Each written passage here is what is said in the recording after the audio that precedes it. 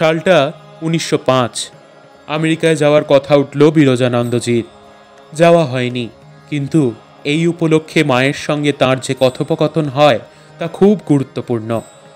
বিরজানন্দজি মাকে বলছেন, মা, আমি বড়ই দুর্বল, কিছুই জানি না।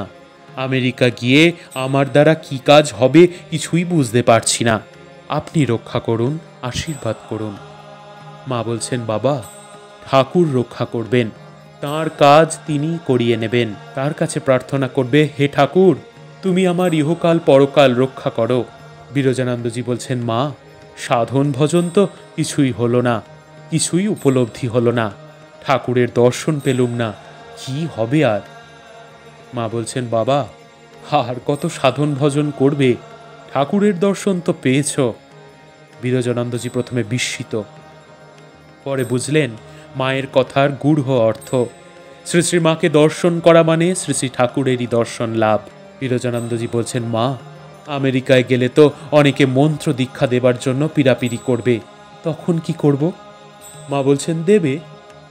তারপর কোন পাত্রকে কি মন্ত্র দিতে হবে মা সে সম্পর্কে বিস্তারিতভাবে উপদেশ দিলেন স্বামী বিরজানন্দজিকে। পদ্মফুলকে রং করার চেষ্টা অর্থহীন।